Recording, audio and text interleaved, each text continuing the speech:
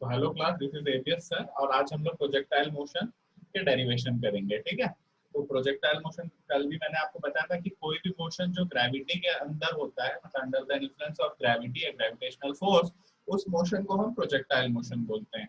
Basically दो type के projectile motion हमको देखना है। एक तो ऐसा जो भाला फेंकते हैं अपन स्कूल में, ये आपने देखा हुआ है, और दूसरा पहाड़ से अगर मैं कोई बॉल को गिराऊं तो बेसिकली ये दो टाइप के प्रोजेक्टाइल मोशंस पे ही हमको क्वेश्चंस या न्यूमेरिकल्स पूछे जाते हैं। लेकिन क्वेश्चंस या न्यूमेरिकल्स पूछे जाने से पहले प्रोजेक्टाइल मोशन में क्या फॉर्मूलेज हैं, हम पहले उनकी बात करते हैं। उससे पहले कल मैंने आपको एक चीज बताई थी। सबसे पहले तो ये बताया कि अगर कोई वेक्टर इस तरह से दिया गया है, वेक्टर आर, तो उसका एक्स एक्सिस की ओर एक कंपोनेंट होगा और उसका वाई एक्सिस की ओर एक कंपोनेंट होगा। ये आर कॉस थीटा होगा और ये आर साइन थीटा होगा। ये कल मैंने आपको बताया था। क्यों ऐसा होता है? क्योंकि अगर ये h है, ये p है, ये b है, थीटा है, तो p बाय h होता है sine theta. p is equal to हो जाएगा h साइन थीटा। वैसे ही b बाय h होता है cos थीटा, तो b हो जाएगा h cos थीटा। तो यही चीज मैं बोल रहा हूँ, अगर कोई वेक्टर r है तो उसका x हॉरिजॉन्टल कंपोनेंट होगा r cos थीटा, उसका वर्टिकल कंपोनेंट होगा r sin थीटा। ये कॉन्सेप्ट नंबर 2।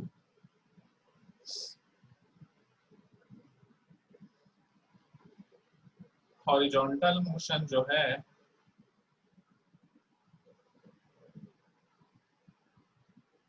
वो यूनिफॉर्म वेलोसिटी वाला होता है, नो एक्सेलरेशन, यूनिफॉर्म या कांस्टेंट वेलोसिटी। वहीं वर्टिकल मोशन जो है, अगर बॉल को तुमने ऊपर फेंका तो धीरे धीरे क्या होती है, उसकी स्पीड कम होते जाती है।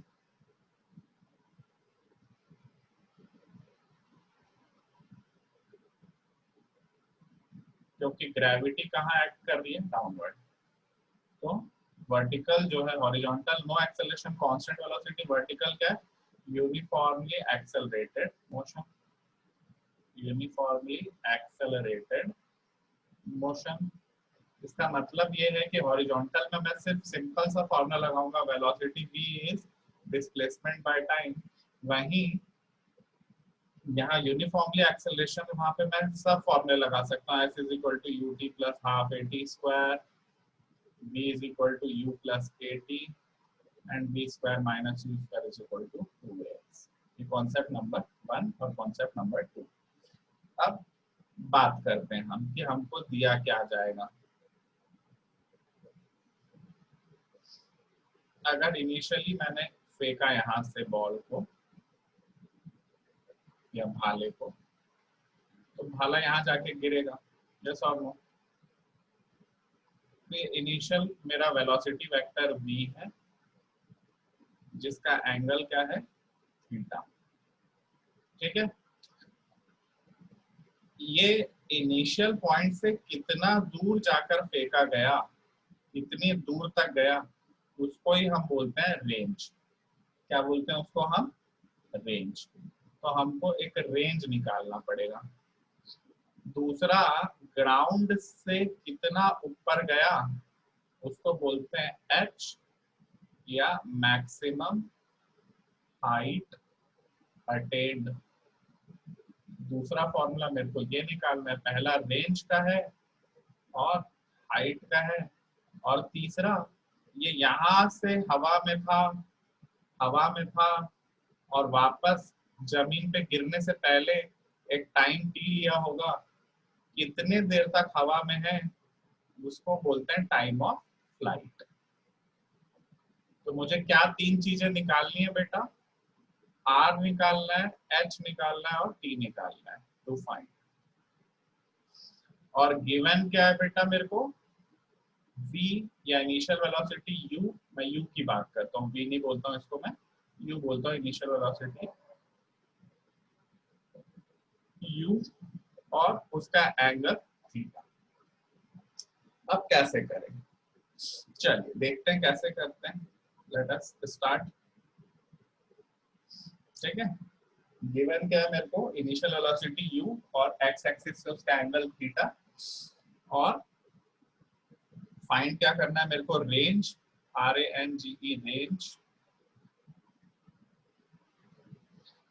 दूसरा मैक्सिमम हाइट अटेंड, वो कितने ऊपर तक तुमने फेंका उस भाले को, और टाइम ऑफ फ्लाइट, कितनी देर तक वो हवा में रहा। यस और नो, तो ये तीन चीजें हमें फाइंड आउट करनी है, और ये हमें दिया हुआ है। और कॉन्सेप्ट क्या है भाई, हॉरिजॉन्टल में मैं सिंपल फॉर्मूला लगाऊंगा, वहीं वर्टिकल के लिए मैं ये तीनों इक्वेशन ऑफ मोशन यूज करूंगा। चलिए, सबसे इजी है टाइम के बारे में बात करना, तो मैं टाइम के बारे में बात करता हूँ। ठीक, सबसे पहले मैं टाइम के बारे में बात करता हूँ।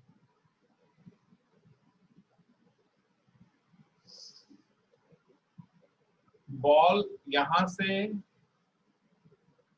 हाईएस्ट पॉइंट पे जाएगी और फिर वापस वो नीचे गिरेगी, चाहे बॉल यहां से हाईएस्ट पॉइंट पे जाएगी और फिर वो वापस नीचे गिरेगी, चाहे मैं ऐसा बनाऊं चाहे मैं ऐसा बनाऊं। यहाँ से यहाँ तक जाने के लिए भी उसको टाइम टी लग रहा है, यहाँ से यहाँ तक जाने के लिए भी उसको टाइम टी लग रहा है, तो हाईएस्ट पॉइंट तक पहुंचने के लिए उसको टाइम t/2 लग रहा होगा, और हाईएस्ट पॉइंट तक पहुंचने के लिए उसको टाइम t/2 लग रहा होगा। यस और नो? यस, ठीक है। दूसरी बात, इनिशियल डायरेक्शन में उसका वर्टिकल कंपोनेंट मेरे को पता है, अभी मैंने बताया आपको u sin थीटा, लेकिन हाईएस्ट पॉइंट पे जाके तो वो बॉल रुक गई ना, उसके बाद तो बॉल नीचे आने लगेगी, तो उसकी फाइनल वेलोसिटी क्या हो गई, 0। इनिशियल वेलोसिटी मेरी u, फाइनल वेलोसिटी है मेरी 0। एक्सेलरेशन हमेशा डाउनवर्ड एक्ट करता है, ग्रेविटी हमेशा डाउनवर्ड एक्ट करती है, इसलिए एक्सेलरेशन के बदले क्या लूंगा मैं, -g। तो मैं कौन सा फॉर्मूला यूज कर सकता हूँ, v is equal to u plus AT, तो 0 इज इक्वल टू u कितना है बेटा, u sin थीटा। क्यों u sin थीटा ले रहे हैं सर आप, क्या बताया मैंने आपको, कोई भी वेक्टर r है तो उसका वर्टिकल कंपोनेंट है, हॉरिजॉन्टल कंपोनेंट। तो जब मैं वर्टिकल मोशन की बात कर रहा हूँ तो ये जो वर्टिकल कंपोनेंट है ये कितना हो जाएगा, u sin थीटा, और ये जो हॉरिजॉन्टल कंपोनेंट है ये कितना हो जाएगा, u cos थीटा। तो जब मैं वर्टिकल मोशन की बात कर रहा हूँ तो मैं इसलिए इनिशियल वेलोसिटी क्या ले रहा हूँ, u sin theta, final velocity क्या ले रहा हूँ, 0, और एक्सेलरेशन क्या ले रहा हूँ, -g। तो u sin theta -g into, अभी पता है अगर पूरा टाइम t लग रहा है तो आधा टाइम पहुंचने में कितना लग रहा होगा, t/2। तो इसको अगर मैं थोड़ा सा रीराइट करूं, u sin थीटा is equal to g into t/2, 2 को ऊपर ले गए, g को नीचे ले गए, तो टाइम ऑफ फ्लाइट आ गई 2u sin theta by g। ये मेरा पहला डेरिवेशन। 5 मार्क्स का क्वेश्चन आएगा, एकदम इजी डेरिवेशन है। क्या बोला मैंने, सबसे पहले वर्टिकल मोशन की बात कर रहा हूँ, चाहे मैं इस तरह से ले जाऊं या सीधा सीधा ले जाऊं, फ्री फॉल की बात करूं।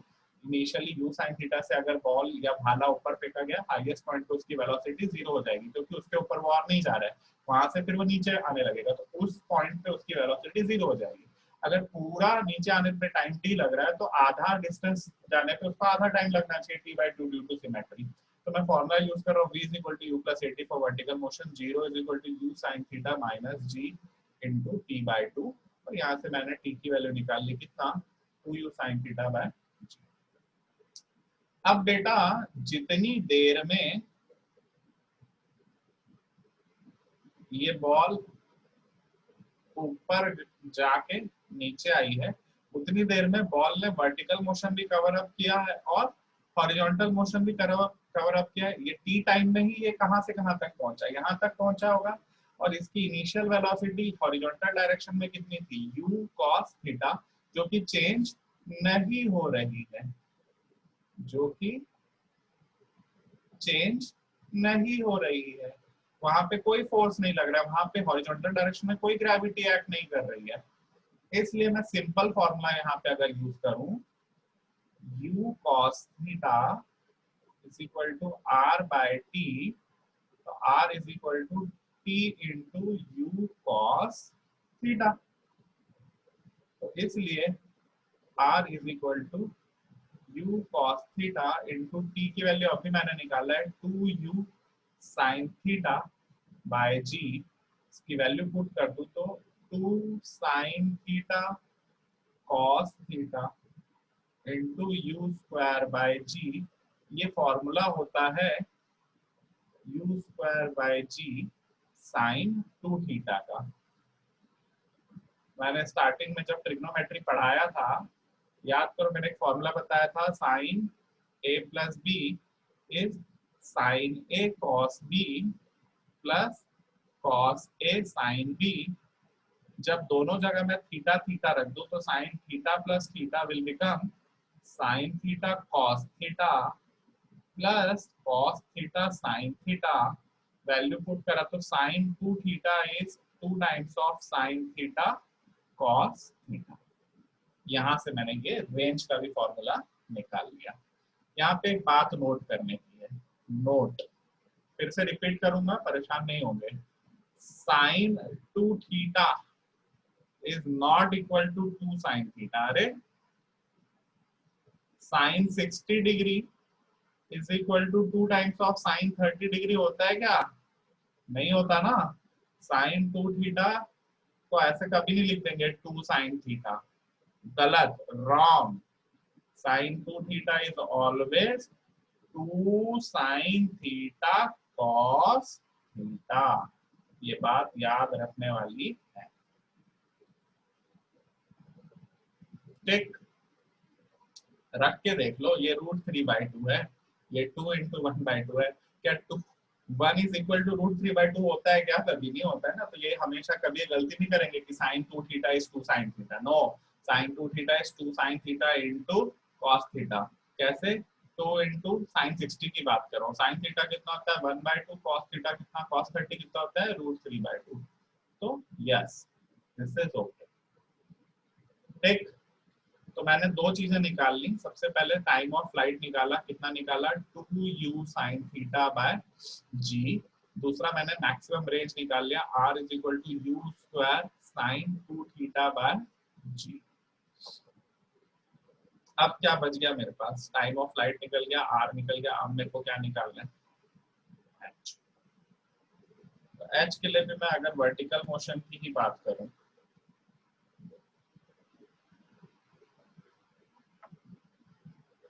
तो हाईएस्ट पॉइंट पे वेलोसिटी 0, इनिशियल पॉइंट पे u sin theta, maximum distance covered h, acceleration is -g।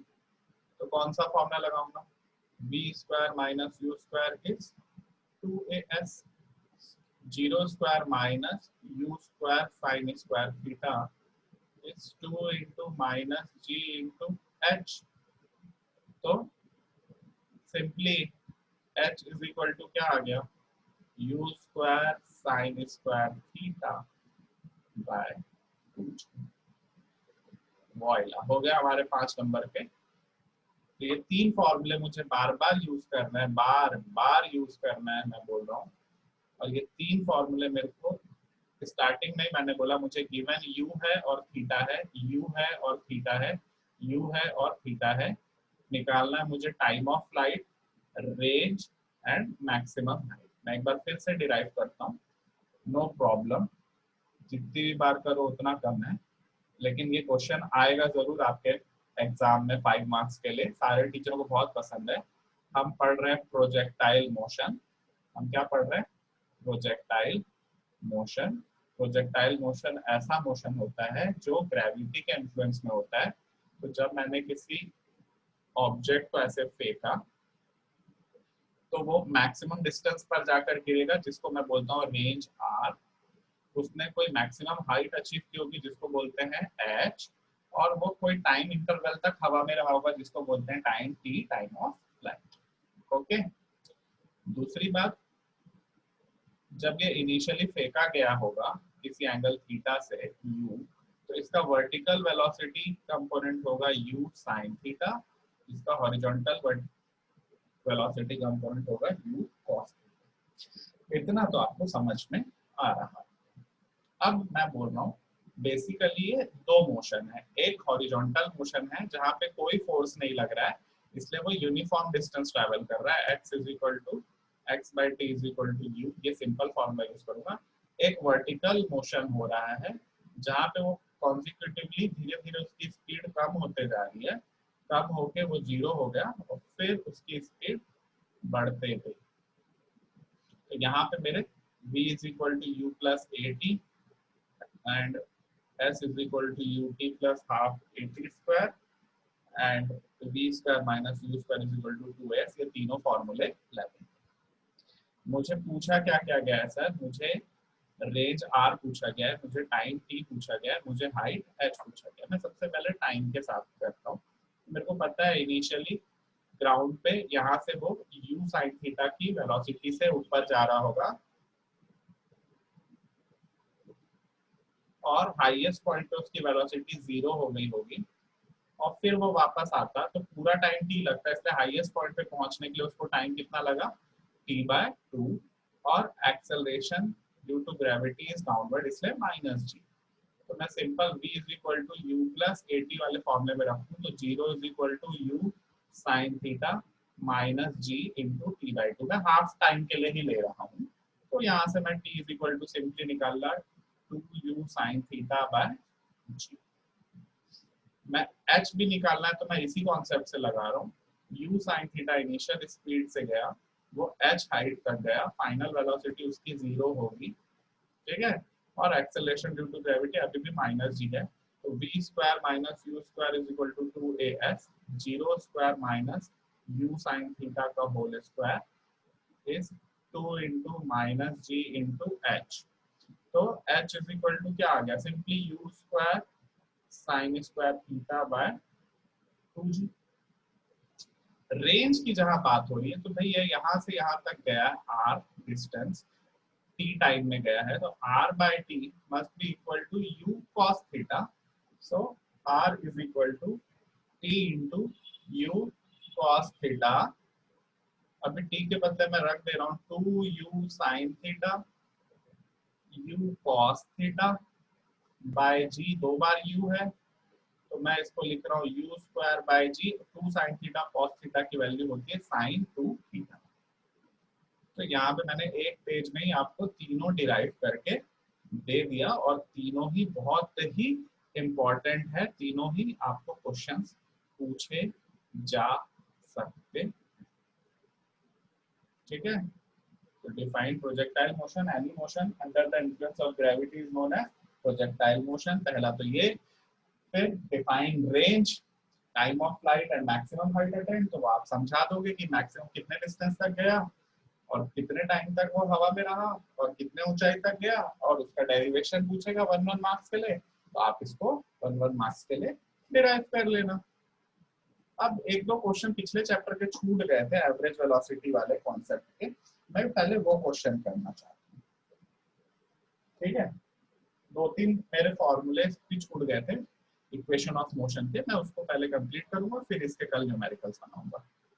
Equation of motion, एक तो मैंने 3 इक्वेशन ही आपको बताए हैं, v is equal to u plus a t, v square minus u square is equal to 2as, s is equal to ut plus half a t square. लेकिन किंतु परंतु एक और फॉर्मूला होता है, distance travelled in nth second, distance travelled in nth second, आपके SL Arora Pradeep ये सारी बुक्स में दिया होगा, तो इसलिए मैं पहले ये बताऊं nth सेकंड का मतलब क्या है कि एक बंदा 9 सेकंड्स में यहाँ तक इतना डिस्टेंस ट्रेवल किया होगा और 10 सेकंड्स में इतना डिस्टेंस ट्रेवल किया होगा, तो ऑब्वियसली वो 9 से 10 मतलब 10th सेकंड में कितना डिस्टेंस ट्रेवल किया होगा, सिर्फ इतना।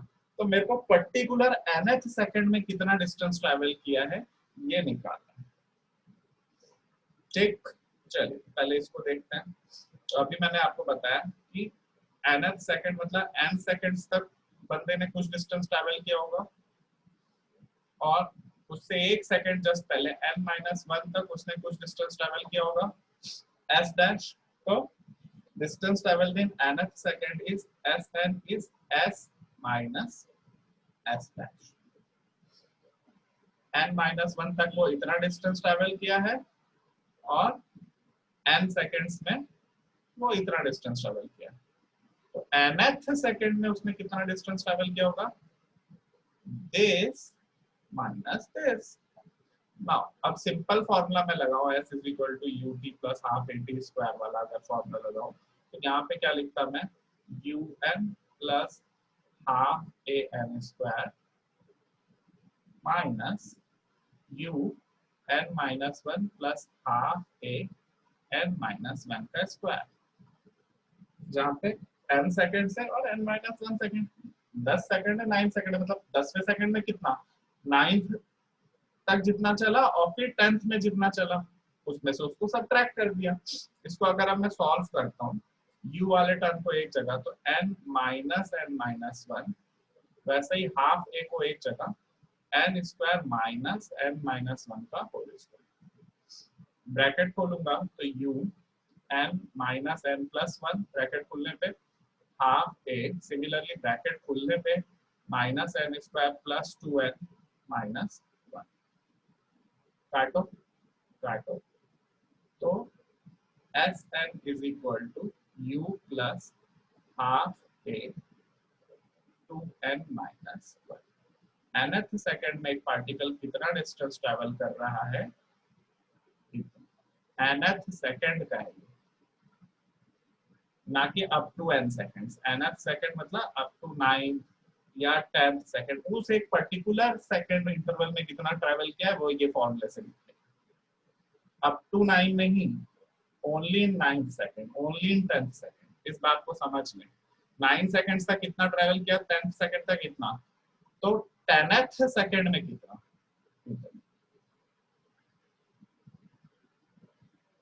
वैसे ही n minus 1 सेकेंड तक इतना और n सेकेंड में इतना, तो nth सेकेंड में कितना, इतना। तो उसका फॉर्मूला, ये वाला फॉर्मूला एक छूट गया था। दूसरा क्वेश्चन नंबर 2, एक पार्टिकल, बहुत बार गलती करते हैं ये क्वेश्चन पे, आईएएस यूपीएससी में भी ये क्वेश्चन पूछा जाता है, सीजीपीएससी बोर्ड एग्जाम में तो नहीं पूछा जाएगा पर 11th के एग्जाम में पूछा जाए। Particle travels first half of distance at v1 speed and next half at v2 speed, find average speed या वेलोसिटी। स्पीड भी बोल सकता है, वेलोसिटी भी बोल सकता है, कॉन्सेप्ट सेम रहेगा। क्वेश्चन बहुत इंपॉर्टेंट है, ध्यान से इसको समझेंगे तो आपके मन मंदिर में जहां एवरेज शब्द सुनाई देता है एकदम घंटियां बजने लगती है। Sir v1 half distance travel किया, sir v2 half distance, sir v average is v1 plus v2 by 2 और आपको मिलेगा ऑस्ट्रिच का बड़ा सा अंडा। सर एवरेज मतलब तो सर एवरेज होता था बेटा, एवरेज इन मैथ्स मतलब होता है एवरेज निकालना, बट एवरेज स्पीड या एवरेज वेलोसिटी मतलब क्या होता है? याद करो मैंने क्या फॉर्मूला बताया, average velocity is total distance by total time. तो ये हाफ डिस्टेंस बंदा L/2 डिस्टेंस बंदा v1 वेलोसिटी से गया है और नेक्स्ट हाफ डिस्टेंस L/2 बंदा v2 वेलोसिटी से गया है। तो पहले तो मैं टाइम t1 निकाल लूं, time t1 will be equal to L/2 by v1, time t2 will be L/2 v2। Yes और नो, क्योंकि वेलोसिटी होता है डिस्टेंस बाय टाइम, तो टाइम होता है डिस्टेंस बाय वेलोसिटी। ओके, अब average velocity will be L/2 plus L/2 divided by T1 plus T. Yes or no? Total distance is L/2 plus L/2. and t1 plus t2. Now average velocity is equal to L by 2 plus L by 2. Now T1 की value मैं अभी बताऊँ L by 2 by V1 plus L by 2 by V2. तो ये आ गया L by 2 L हो गया, यहाँ से L by 2 कॉमन निकाला मैंने, तो यहाँ पे कितना आया 1 by V1 plus 1 by V2.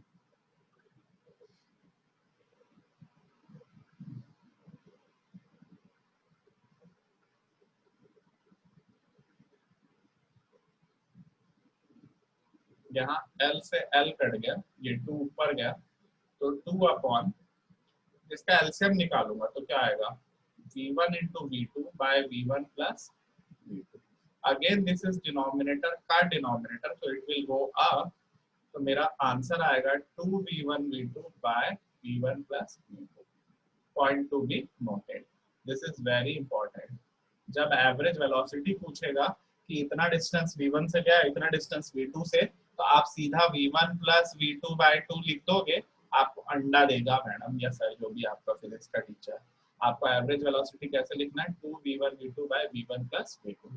पर यही पे अगर वो ये बोलता कि हाफ टाइम तक वो v1 स्पीड से गया और हाफ टाइम तक वो v2 स्पीड से गया, तब मेरा average velocity, point to be noted, तब मेरा average velocity v1 plus v2 by 2 ही होता।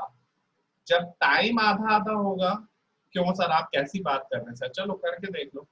टोटल डिस्टेंस था ना, तो इसको मैं क्या लिखता v1 into t by 2 plus v2 into t by 2, t by 2 plus t by 2, तो v1 plus v2 by 2 into t divide by t।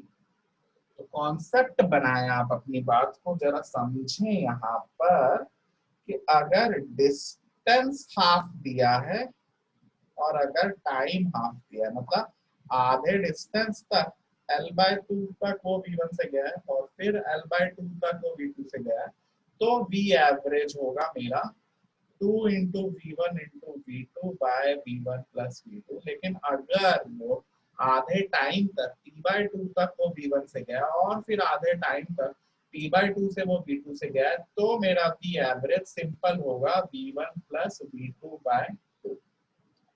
ये क्यों हुआ और ये क्यों हुआ, ये आपके सोचने का विषय है, ठीक है। मेरा काम है आपको ये चीज याद दिलाना, समझाना। तो आज की क्लास के लिए इतना काफी है। नेक्स्ट क्लास में हम लोग प्रोजेक्टाइल मोशन को फिर से पढ़ेंगे। YouTube पे मैं वीडियो अपलोड करूंगा, आप इसको फिर से देख लेंगे। प्रोजेक्टाइल मोशन के फॉर्मूलेस को मैं कल डिराइव नहीं करूंगा, कल सीधा उसके क्वेश्चन बनाना स्टार्ट कर दूंगा। Thank you very much.